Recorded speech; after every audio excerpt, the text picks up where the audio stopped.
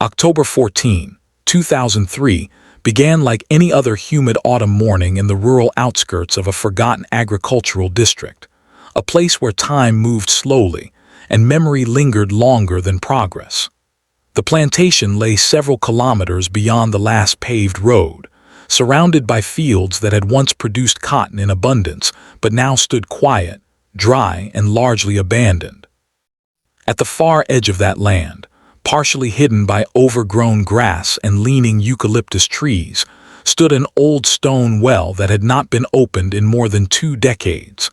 No one in the nearby settlement spoke about it directly. They simply referred to that corner of the property as the place where things had gone wrong. The man who arrived that morning was named Daniel Mercer. He was 47 years old, a maintenance contractor by trade, known in the community as reliable, methodical, and not particularly curious about matters that did not concern his work.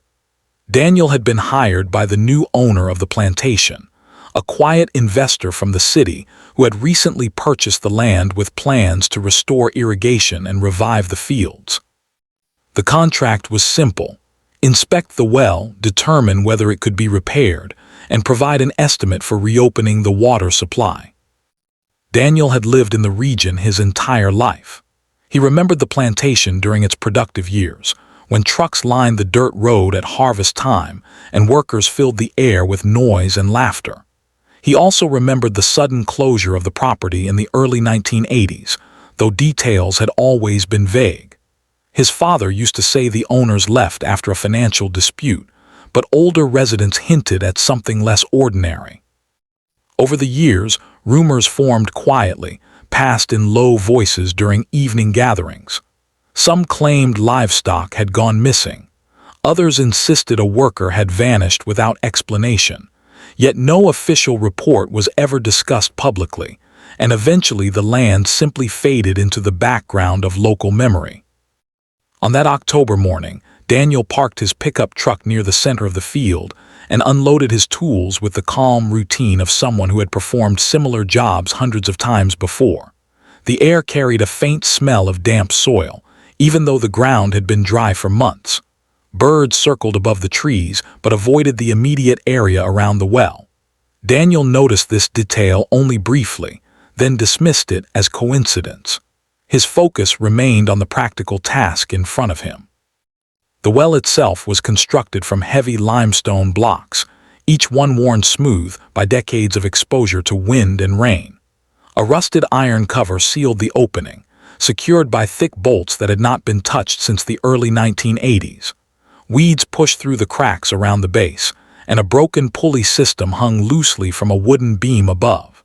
Daniel examined the structure carefully, noting the corrosion along the hinges and the unusual thickness of the metal lid. It appeared stronger than necessary for an ordinary water well, almost as if it had been designed to keep something contained rather than simply protected. He began by clearing debris from the surrounding area, moving slowly and deliberately. The work was quiet except for the scraping of metal tools against stone. After several minutes, he positioned a wrench over the first bolt and applied steady pressure. The metal resisted at first, then released with a sharp cracking sound that echoed across the empty field. One by one, the bolts loosened, each producing the same hollow noise that seemed to linger longer than expected.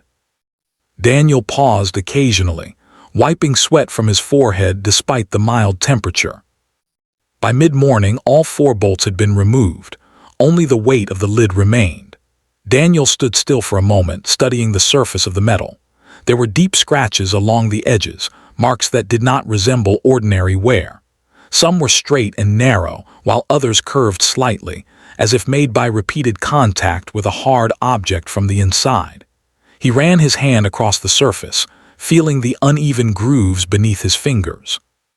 A quiet unease settled in his chest, though he could not explain why. He positioned a steel bar beneath the lip of the lid and pushed downward.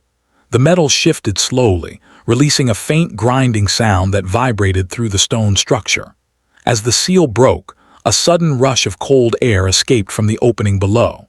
It carried a smell that was difficult to identify at first: earthy, stale and faintly chemical, like water that had been trapped in darkness for too long. Daniel stepped back instinctively, covering his nose with his sleeve.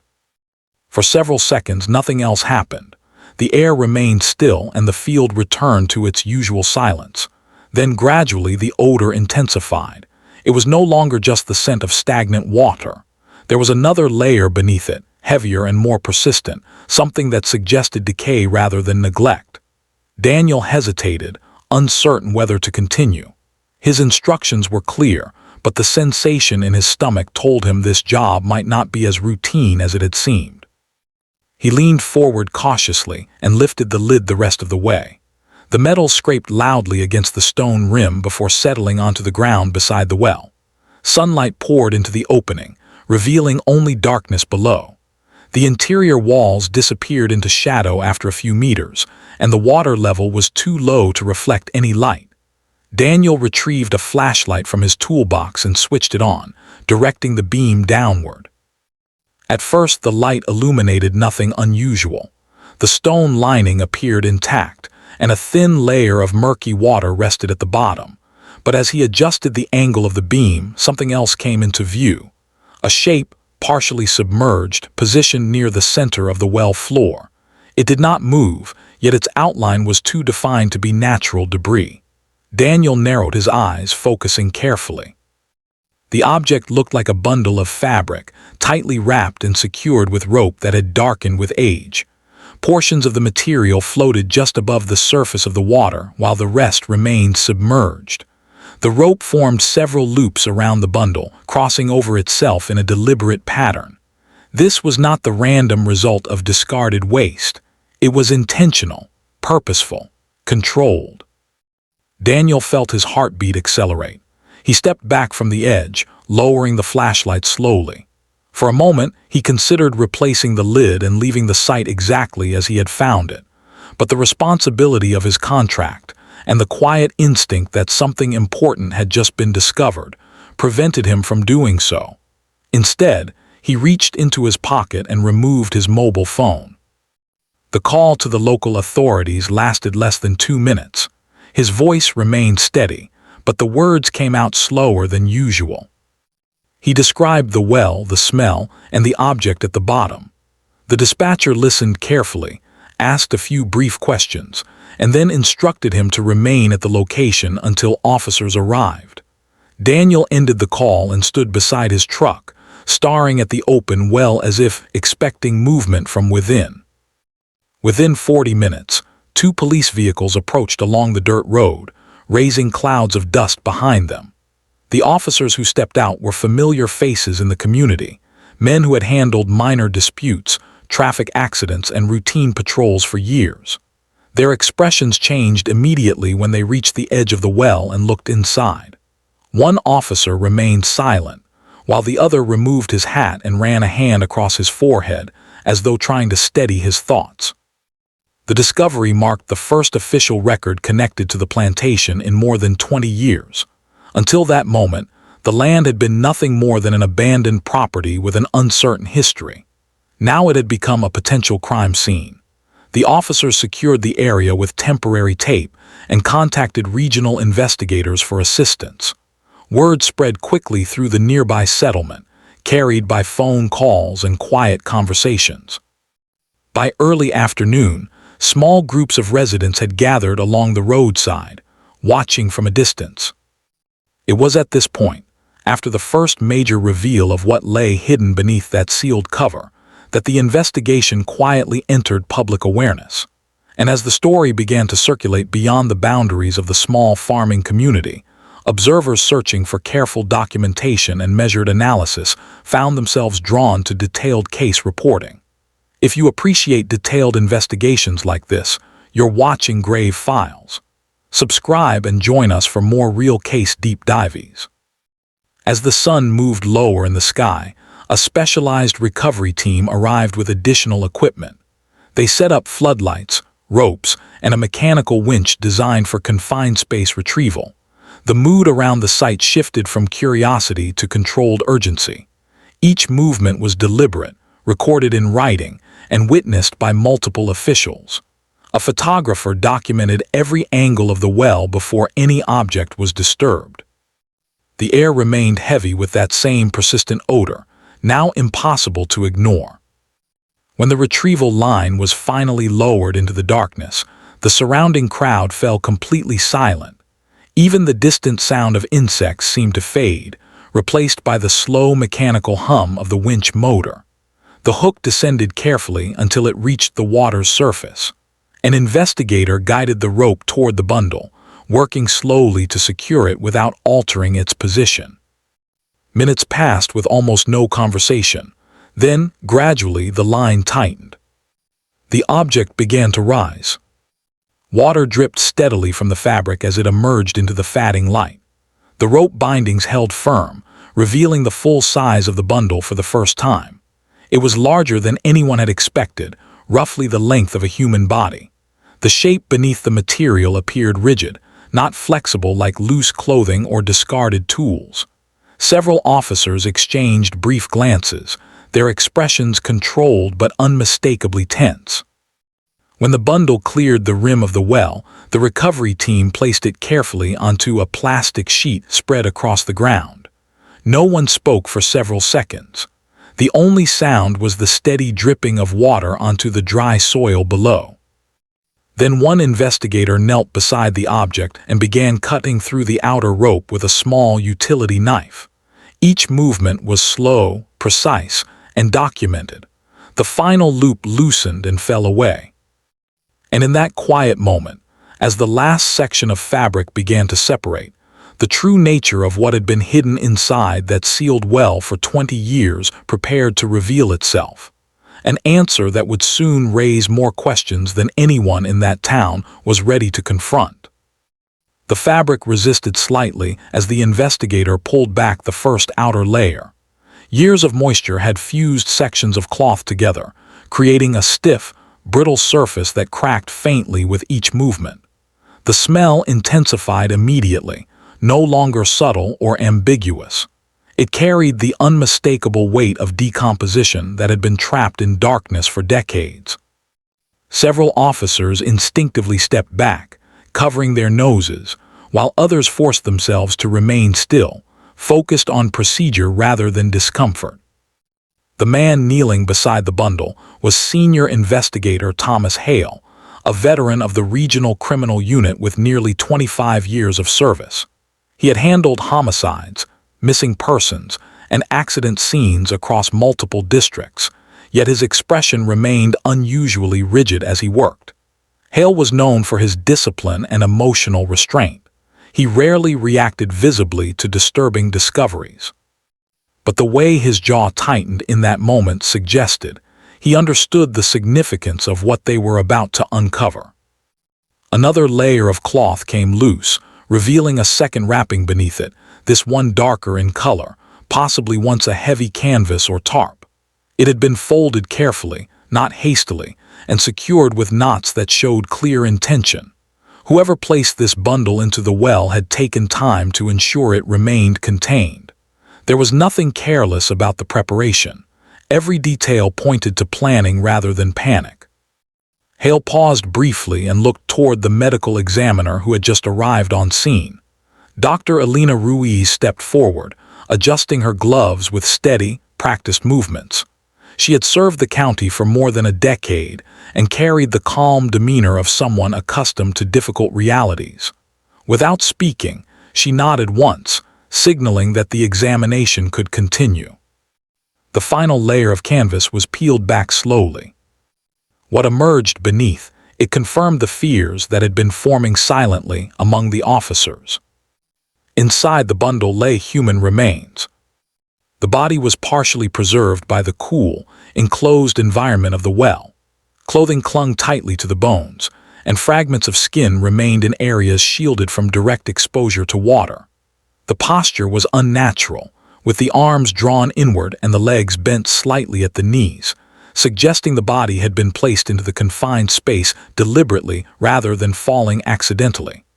A length of rope remained wrapped around the torso, binding the limbs in place even after years of decay. No one spoke for several seconds.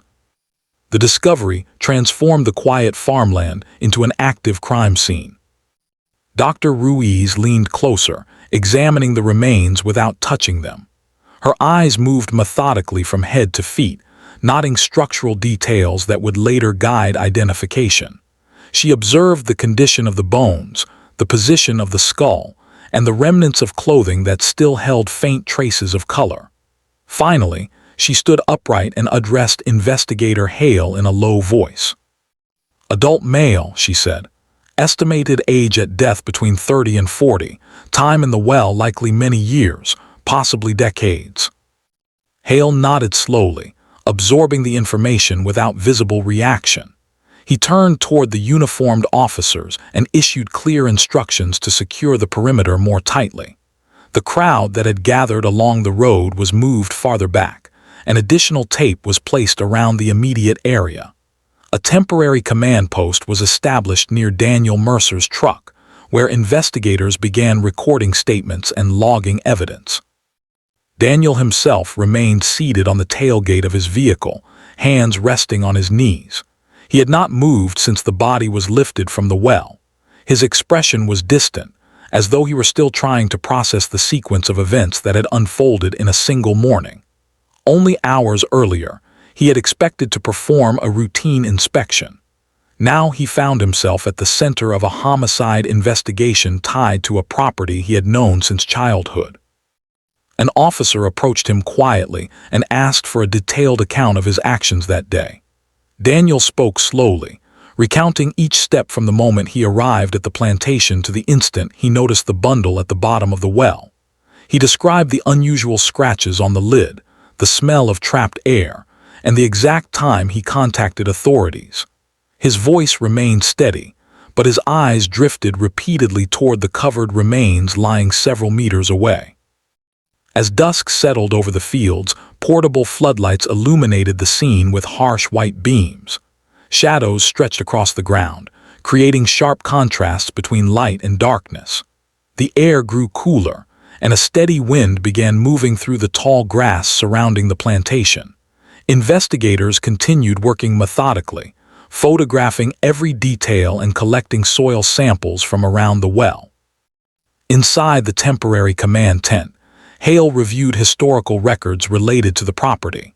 He requested ownership documents, employment logs, and police reports dating back at least 30 years.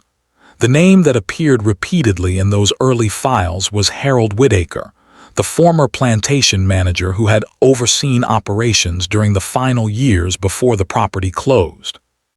Whitaker had been widely respected in the community. He was described as disciplined, quiet, and intensely private. Former workers remembered him as a man who valued order above all else. He kept meticulous records, enforced strict schedules, and rarely socialized outside of business matters. According to employment logs, Whitaker managed more than 40 laborers during peak harvest seasons. Yet after the plantation shut down in 1982, he left the region abruptly and was never seen again. At the time, his departure raised little concern. The farm had suffered financial losses, and many workers sought employment elsewhere. Without a functioning business to maintain, Whitaker's relocation seemed logical. But now, with the discovery of unidentified human remains hidden inside a sealed well, investigators began to reconsider the circumstances surrounding his disappearance. Hale requested access to missing persons reports from neighboring counties during the late 1970s and early 1980s. Within hours, several potential matches emerged. One file in particular drew immediate attention. The report described a man named Victor Salinas, a seasonal laborer who had worked briefly on the plantation in the summer of 1981. According to the document, Salinas failed to return home after his final shift and was reported missing by his younger brother. Witnesses claimed he had been involved in a heated argument with management shortly before his disappearance. No physical evidence had been found at the time, and the case remained unsolved. Hale studied the file carefully, noting similarities between the timeline of Salinas's disappearance and the estimated age of the remains recovered from the well. The possibility of a connection was impossible to ignore. Outside the tent, Dr. Ruiz continued her preliminary examination. She carefully removed fragments of clothing from the body, placing each piece into labeled evidence bags. A worn leather belt remained intact around the waist, and inside one of the pockets she discovered a small metal object coated in residue. After rinsing it gently with sterile water, the shape became clearer. It was a key. Not a modern key with smooth edges and uniform grooves, but an older design, thick, heavy, and slightly rusted. The number 17 was stamped into the metal surface. No one at the scene recognized its purpose immediately, yet its presence suggested the victim had carried it deliberately at the time of death. Dr. Ruiz placed the key into a sealed container and handed it to investigator Hale. "This could matter," she said quietly. Hale examined the object for several seconds before nodding. "Everything matters," he replied. By midnight, the body had been transported to the regional forensic facility for full autopsy and identification. The well remained open but heavily guarded, its dark interior now illuminated by a single overhead light that cast a narrow beam into the depths below. Officers maintained a constant watch, documenting every movement and ensuring no evidence was disturbed. The following morning, the story reached local newspapers. Headlines described the discovery in cautious language, emphasizing the ongoing investigation while avoiding speculation. Residents of the nearby settlement reacted with a mixture of shock and uneasy recognition. Many had suspected the plantation held secrets, but few imagined those secrets would surface in such a tangible and disturbing form. Over the next several days, investigators interviewed former workers, neighbors, and anyone connected to the property during its final years of operation. Memories varied widely. Some individuals recalled minor disputes over wages or working conditions. Others mentioned sudden staff turnover during the early 1980s, with several laborers leaving without notice. Yet no one reported witnessing violence directly. One elderly resident, however, provided a detail that would later prove significant. Her name was Margaret Ellison, and she had lived on a small farm adjacent to the plantation for more than 50 years. During her interview, she described a night in late August of 1981 when she heard unusual activity near the well.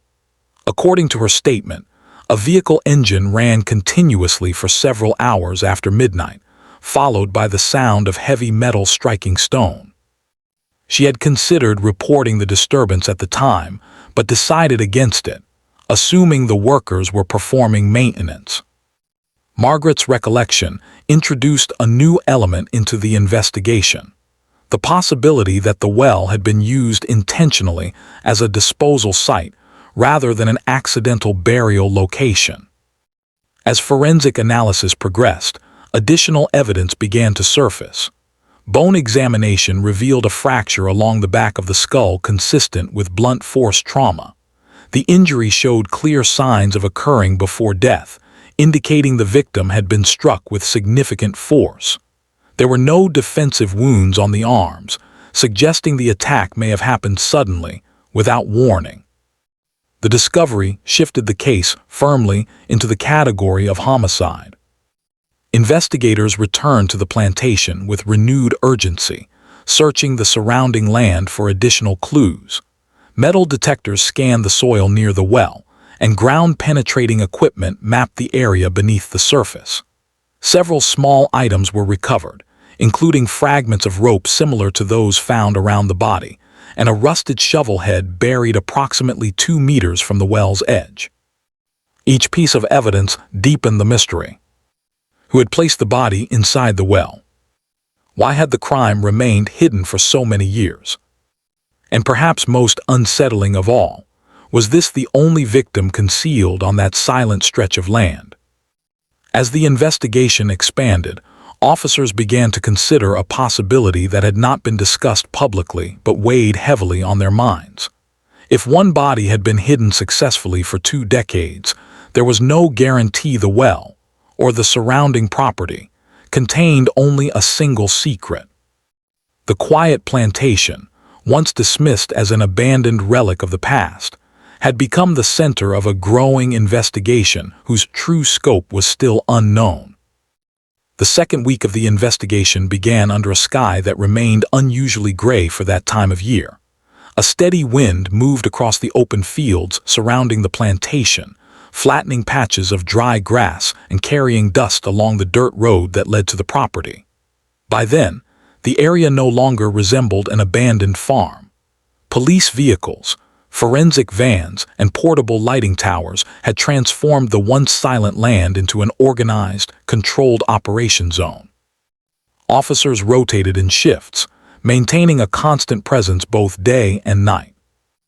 Inside the temporary command trailer, investigator Thomas Hale reviewed the preliminary autopsy report that had arrived just before sunrise. The document was concise but precise, written in the careful language typical of forensic analysis. It confirmed the cause of death as blunt force trauma to the back of the skull. The fracture was severe, consistent with a strike delivered by a heavy object, possibly metal or hardwood.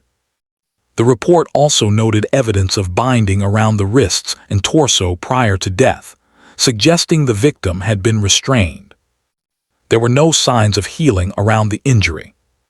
That detail indicated the victim had died shortly after the blow was delivered. Hale read the report twice, then set it down slowly on the metal table in front of him. The conclusion removed any remaining doubt about the nature of the crime. This was not an accident. It was not a sudden act of desperation. The presence of bindings, the deliberate wrapping of the body, and the concealment inside a sealed well pointed to a controlled sequence of actions carried out with intention. Outside the trailer, a team of forensic technicians continued examining the interior walls of the well. Using specialized lighting, they photographed every inch of stone, documenting scratches, stains, and mineral deposits. Several marks along the inner surface drew particular attention. They appeared as vertical grooves, narrow but deep, positioned roughly halfway between the rim and the bottom. Their spacing suggested repeated contact with a rigid object, possibly a metal hook or chain used during the placement of the body.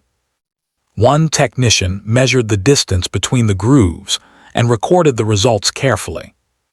Another collected residue samples from the stone, sealing each swab inside labeled containers. The process was slow, methodical, and silent. Meanwhile, across the property, surveyors prepared additional equipment for a broader search of the surrounding land. The decision to expand the investigation had been made late the previous evening after investigators reviewed historical employment records from the plantation. Those documents revealed a pattern that had not been obvious at first glance. Between 1978 and 1982, at least 5 workers listed in payroll logs had left the property without forwarding addresses. In agricultural operations, seasonal turnover was common, but the absence of any documented departure information raised concern.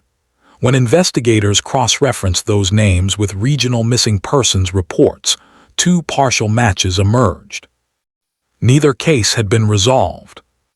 The possibility that the plantation might be connected to more than one disappearance forced authorities to consider a difficult scenario, one that carried significant implications for the community. Shortly after 9 o'clock that morning, the search team activated ground-penetrating radar across a rectangular section of land, extending 20 meters from the well in all directions. The equipment emitted low-frequency pulses into the soil, producing visual data that revealed disturbances beneath the surface. Technicians monitored the readings on portable screens, scanning for irregular shapes or density changes that might indicate buried objects. For nearly 2 hours, the results remained inconclusive. Then, just before midday, one of the operators noticed a faint anomaly approximately 7 meters northeast of the well. The signal appeared as a shallow oval shape, slightly denser than the surrounding soil. Its outline was not perfectly defined, but it differed enough from natural ground composition to justify further examination. The team marked the location with a bright orange flag. Investigator Hale arrived moments later, studying the screen in silence. "Depth?" he asked. "About 1.2 meters, the technician replied. "Could be nothing, could be debris, but it's not natural soil layering." Hale nodded once. "Start excavation." The digging began carefully, using hand tools rather than heavy machinery to preserve potential evidence.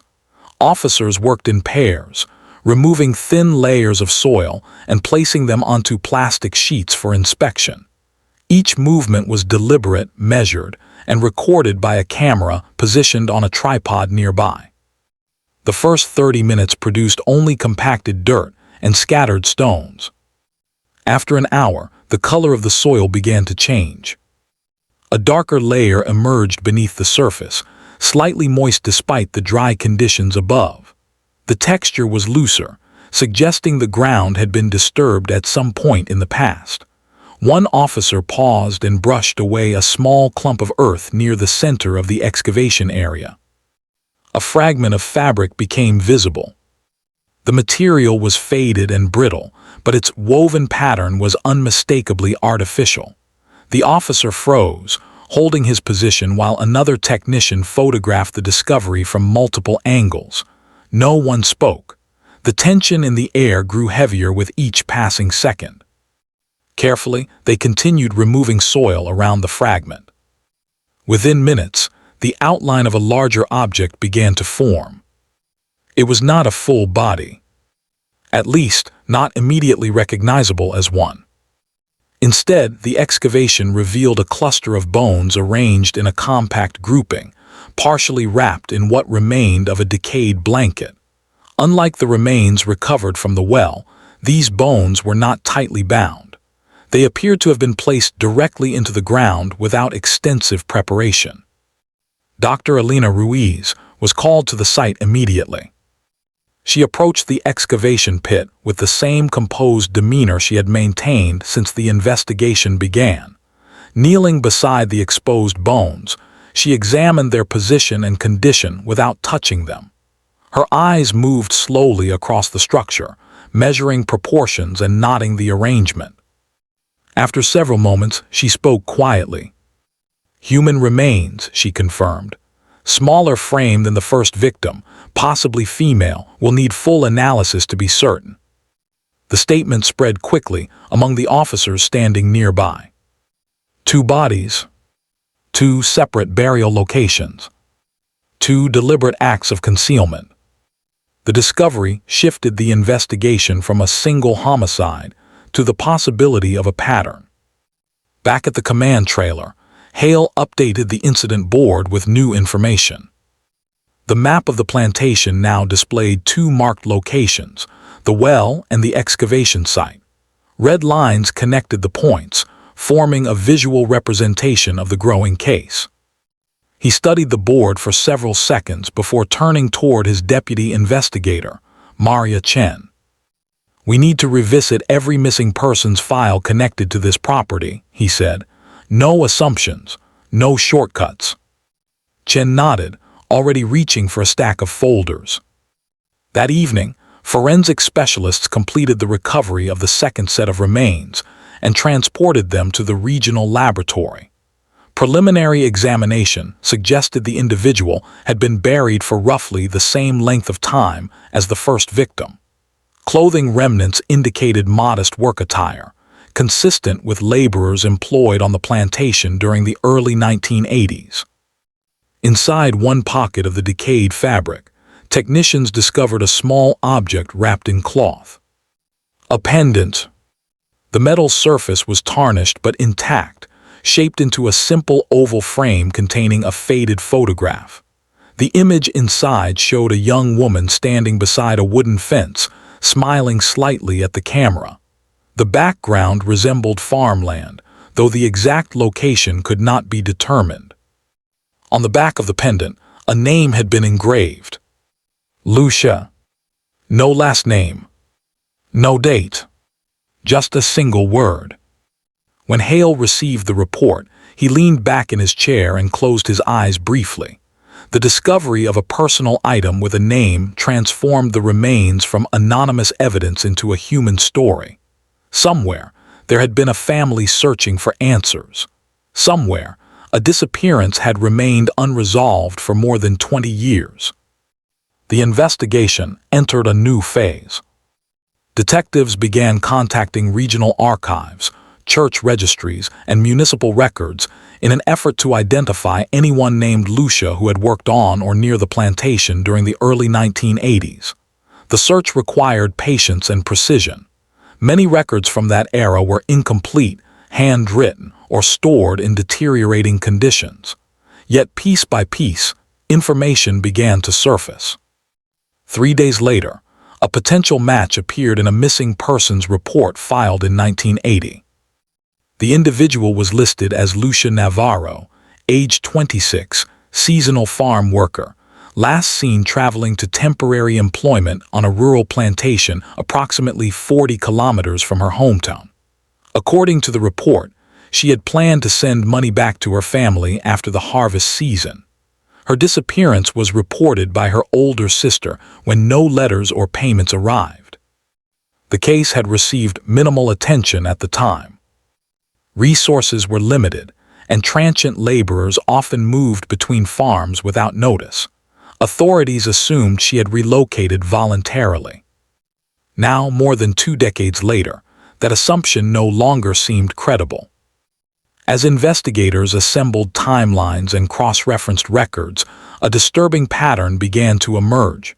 Both victims, Victor Salinas and Lucia Navarro, had worked on the plantation during the same 2-year period. Both had disappeared without explanation. Both had been concealed within a short distance of the well. And both cases had occurred while Harold Whitaker served as manager. Late that night, Hale sat alone inside the command trailer, reviewing Whitaker's employment file for the 3rd time. The document contained detailed notes about crop yields, labor schedules, and equipment maintenance. But one section stood out from the rest. A disciplinary report dated July 3, 1981.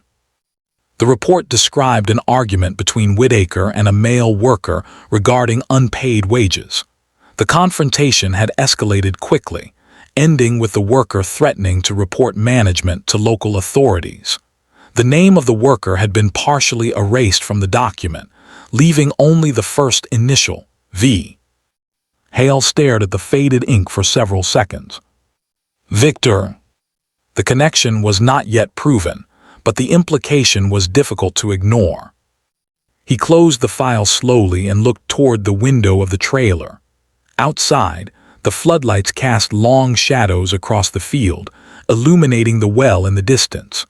The structure stood silent and motionless, yet it now represented something far more complex than a simple water source. It had become a focal point of unanswered questions. 2 victims had been found. 2 crimes had been confirmed. But the timeline of disappearances suggested the possibility of additional incidents that had never been documented. The land surrounding the plantation still held large sections that had not yet been examined in detail. Every patch of soil represented potential evidence waiting beneath the surface. And somewhere beyond those fields, the man who managed the property during its final years, Harold Whitaker, remained unaccounted for. No verified address. No employment records. No confirmed death certificate. He had vanished from official documentation as completely as the victims had vanished from public memory. The investigation was no longer just about identifying remains or reconstructing past events. It had become a search for a man who had disappeared at the exact moment the plantation closed, leaving behind a property that, decades later, was beginning to reveal secrets buried carefully in silence. And as investigators prepared to expand the search area once again, one unsettling possibility lingered quietly in their minds. If 2 graves had already been uncovered, there was no guarantee the next discovery would be the last. The third week of the investigation brought a shift in atmosphere that investigators could feel even before any new evidence surfaced. The plantation had grown quieter, not because the work had slowed, but because the reality of what they were uncovering had settled heavily over everyone involved. What began as a single recovery from an abandoned well had now evolved into a complex historical case, one that stretched backward through decades of silence and incomplete records. Each new detail suggested that the truth had been hidden not only in the soil, but also in memory. By early November, the search grid around the plantation had expanded significantly. Sections of land that once held storage sheds, worker housing, and equipment yards were mapped and examined in precise increments. Every area was scanned, documented, and cleared methodically. Investigators moved slowly, understanding that the smallest overlooked detail could alter the direction of the case. Despite the careful work, no additional graves were discovered during the first several days of the expanded search. That absence of new findings created a strange tension. On one hand, it offered a measure of relief. On the other, it left investigators uncertain about how many secrets the property had once contained. The two confirmed victims already represented a pattern, but without further evidence, the full scope of that pattern remained unknown.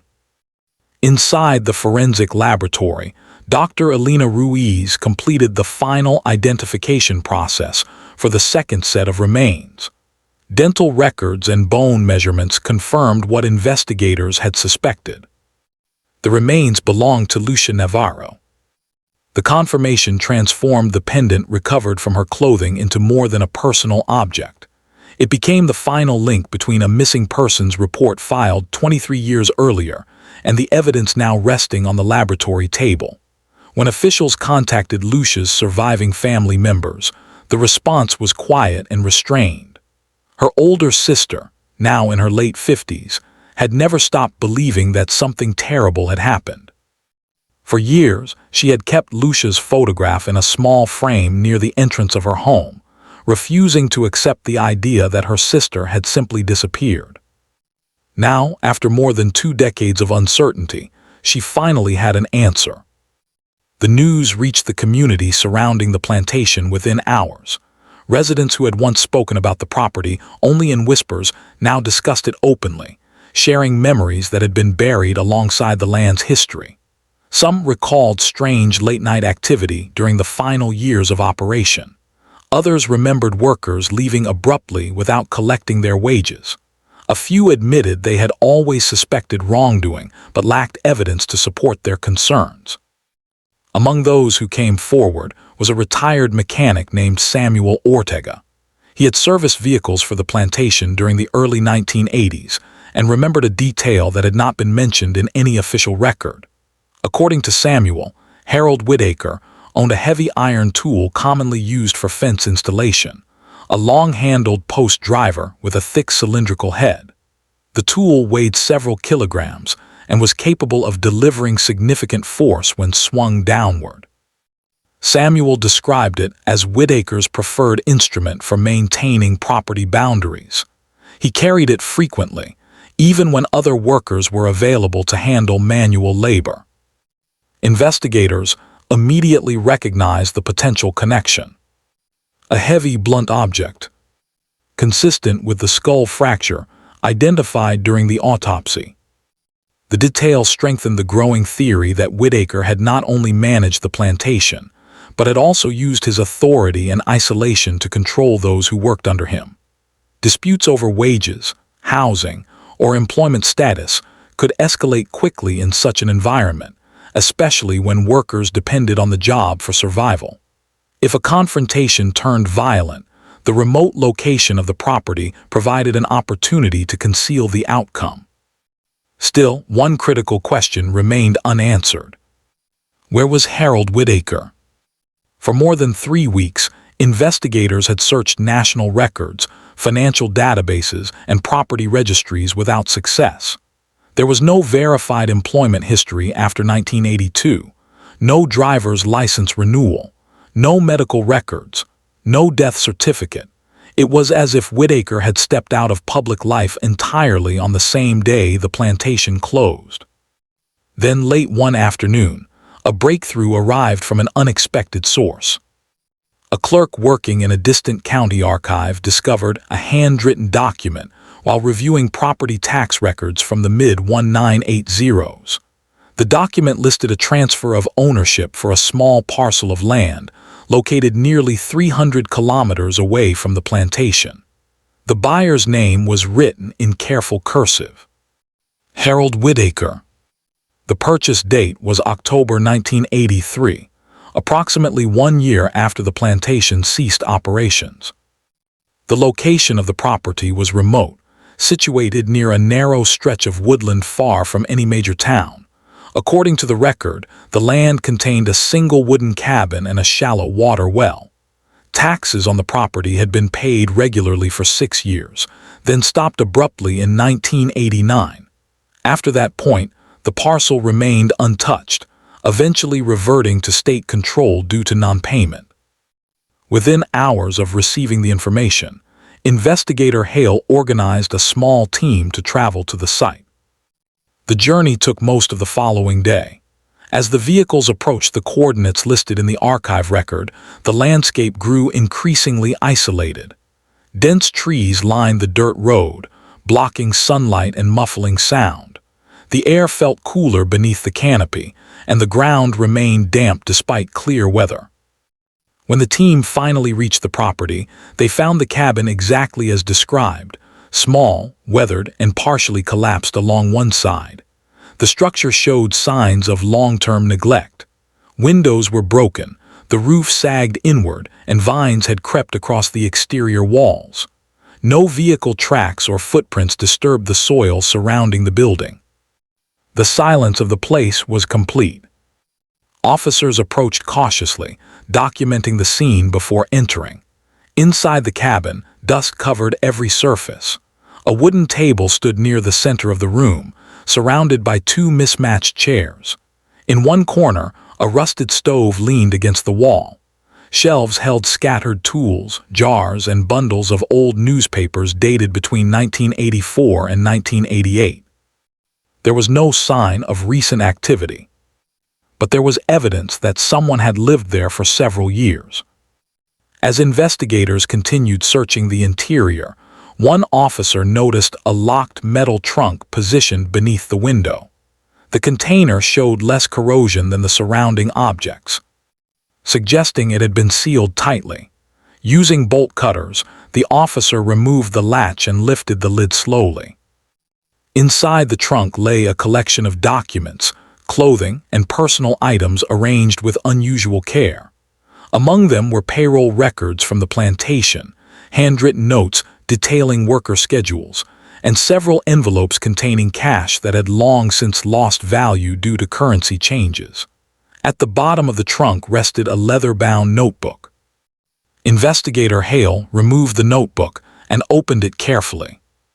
The pages inside were filled with dense handwriting, dates, names, and short entries describing daily events. Many entries referenced minor disputes with workers, equipment repairs, or crop conditions. But as Hale turned deeper into the notebook, the tone of the writing began to change. The entries grew shorter, more defensive, more emotional. One entry dated August 29, 1981, read, "He threatened to report me, said he would bring authorities. I could not allow that. Everything would be lost." Another entry, written 2 days later, stated, "Handled the matter near the well. No witnesses, must remain quiet." Hale continued reading in silence. Several pages later, a second set of entries appeared. She would not stop asking questions about Victor, said she would leave and tell others. I warned her. She refused to listen. The next line was written more heavily than the rest, the ink pressed deeply into the paper. Had no choice. The final entries in the notebook described Whitaker's relocation to the remote cabin property. He wrote about isolation, fear of discovery, and growing paranoia. His handwriting became increasingly erratic, with words slanting unevenly across the page. The last recorded date in the notebook was May 17, 1989. That final entry contained only a single sentence. "They will come eventually." There were no entries after that. The discovery of the notebook provided investigators with the clearest explanation, yet of what had happened on the plantation. It confirmed that Whitaker had killed at least 2 workers to prevent exposure of financial misconduct and labor violations. It also suggested he had lived in fear of arrest for several years before disappearing entirely. But the question of his fate remained unresolved. To answer it, the team expanded their search beyond the cabin. Approximately 30 meters behind the structure stood the shallow well mentioned in the property record. Unlike the stone well on the plantation, this one was lined with wooden planks and partially covered by a collapsed frame.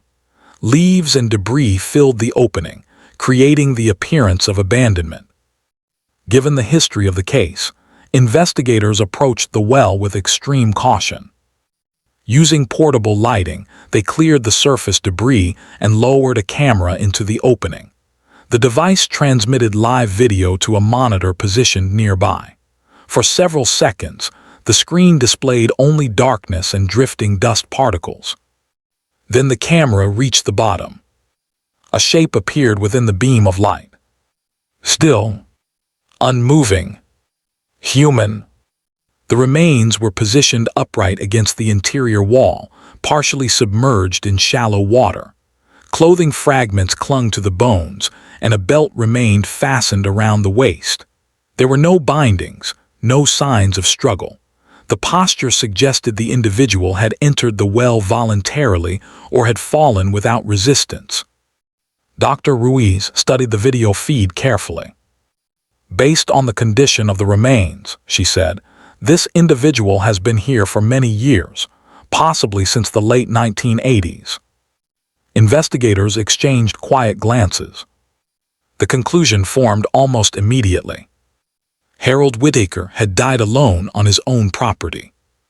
Whether by accident, illness, or intentional action could not be determined with certainty. There were no witnesses, no written explanation beyond the final sentence in his notebook. The evidence suggested he had lived in isolation for years, consumed by fear that authorities would eventually uncover his crimes. At some point, that isolation ended at the bottom of the well behind his cabin. Within weeks, forensic analysis confirmed the identification through dental comparison with archived employment records. The remains belonged to Harold Whitaker. With that confirmation, the central mystery of the Plantation investigation reached its conclusion. 2 victims had been identified. Their deaths had been explained. The perpetrator had been located. And the chain of events that began with the opening of a sealed well after 20 years had finally come to an end. Months later, the plantation property was officially cleared for redevelopment. The old well was permanently sealed with reinforced concrete, and a memorial marker was placed nearby bearing the names of Victor Salinas and Lucia Navarro. The marker contained a simple inscription acknowledging their lives and the years their families had spent searching for answers. Residents of the surrounding community returned gradually to their routines. Fields were replanted, roads repaired, and new workers arrived to continue the agricultural cycle that had once defined the region. Yet the story of the plantation remained part of local memory, passed quietly between generations as a reminder of how easily truth can remain hidden when silence goes unchallenged.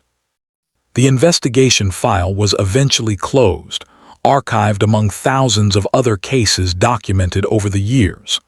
On the final page of the report, Investigator Hale wrote a brief summary that captured the essence of the entire event. 2 lives lost. 2 decades of silence. 1 discovery that forced the past into the light. And a simple truth that investigators had learned again and again throughout their careers. No secret stays buried forever.